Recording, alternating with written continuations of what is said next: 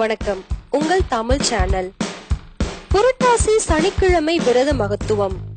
இது 7 மலையானின் கதை. புரட்டாசி மாதம் என்றாலே கோவிந்தா கோவிந்தா என்ற பக்தி பாடல் பரவச ஒளிதான் பெருமாள் பக்தர்களின் வீடெங்கிலும் தேவகானமாக பரவும்.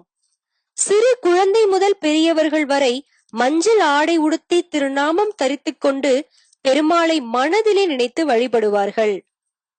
சிலர் தான் நினைக்கும் காரியம் நல்லபடியாக நிறைவேறிவிட்டால் திருப்பதிக்கு வருகிறேன் என்றும், இன்னும் சிலர் திருப்பதிக்கு வந்து மொட்டை போடுகிறேன் என்றும் அவர்களால் இயன்ற வேண்டுதல்களை நினைத்து காசை மஞ்சள் துணியில் முடித்து வைப்பர்.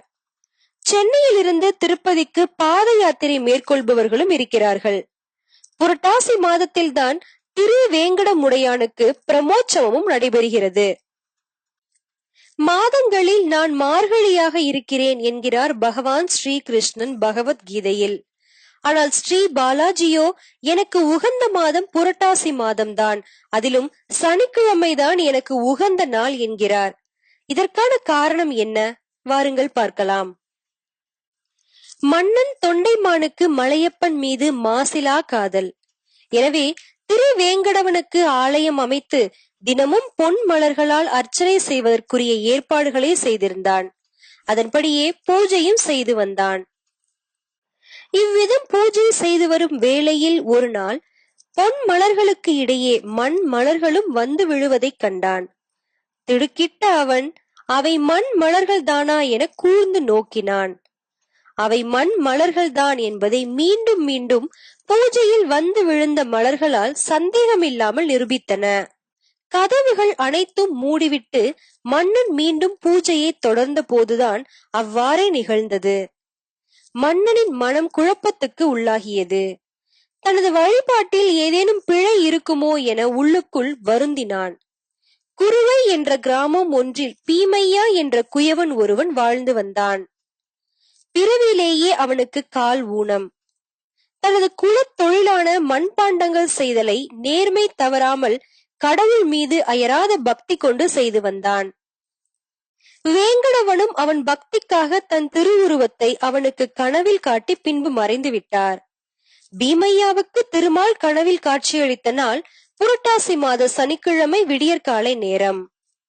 பீமையாவும் தனக்கு கனவில் தோன்றிய திருமாலின் வடிவத்தை அப்படியே செய்தான். அதன் பின்னர் மண்ணால் மாளவனின் உருவத்தை வடித்து மலர்கள் தூவி வழிபட்டு வந்தான். பிரதி வாரம் சனிக்கிழமை நாளில் தவறாமல் விரதம் அனுசரித்து வந்த பீமையா பெருமாளின் சிந்தனையிலேயே தொழிலையும் செய்து வந்தான். இவ்விதம் தொழில் செய்து கொண்டிருக்கும் போதே கண்மூடி தியானத்தில் ஆழ்ந்து விடுவான்.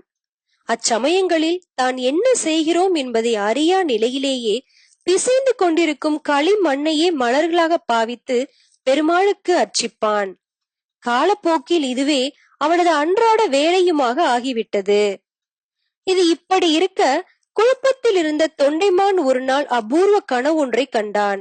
அக்கனவில் வேங்கடநாதன் தோன்றி தமது பக்தன் பீமையா செய்யும் பூஜையே தமக்கு மிகுந்த மன நிறைவை அளிப்பதாகவும், அந்த பூஜையை நீயும் செய்து பார், அப்போது உண்மை விளங்கும் என்று கூறி மறைந்தார். தொண்டைமானும் திருமால் குறிப்பிட்ட இடத்துக்கு சென்று பீமையா செய்ய போகும் பூஜையை மறைந்திருந்து கவனித்தார். தினமும் செய்வது போலவே பீமையா தான் வடிவமைத்திருந்த வேங்கடவனின் சிலையருகே அமர்ந்து மண்பாண்டங்களை செய்து கொண்டே கண்மூடி மண் மலர்களை தூவி இறைவனை வழிபடுவதைக் கண்டான் தொண்டைமான். உடனே பீமையாவை சென்று கட்டித் தழுவிய தொண்டைமான் அவனிடம், உன் பக்தி உயர்வான பக்தி, உனது வழிபாட்டை திருமால் ஏற்றுக்கொண்டு விட்டார் என்பதை நான் புரிந்து கொண்டேன் என்றான். இதற்கிடையில் அந்த பரந்தாமன் பீமையாவின் கனவில் தோன்றி, உன் பக்தியின் பெருமையை என்று பிறர் கூற அறிகின்றாயோ அன்றே உனக்கு முக்தி அளித்து வைகுண்டத்திற்கு அழைத்துக் கொள்வேன் என கூறியிருந்தார். அதன்படியே தொண்டைமான் பீமையாவின் பக்தியை பாராட்டியதை கேட்ட மறுகணமே அவனுக்கு முக்தி கிடைத்தது. புரட்டாசி மாத சனிக்கிழமை விரதத்துக்கு இப்படி ஒரு மகத்துவம் இருக்கிறது. பெருமாளின் ஆணைப்படி அந்த பக்தரை கௌரவிக்கும் வகையில் இப்போதும் திருப்பதி 7 மலையானுக்கு மண் சட்டியில் தான் நைவேத்தியம் செய்யப்படுகிறது.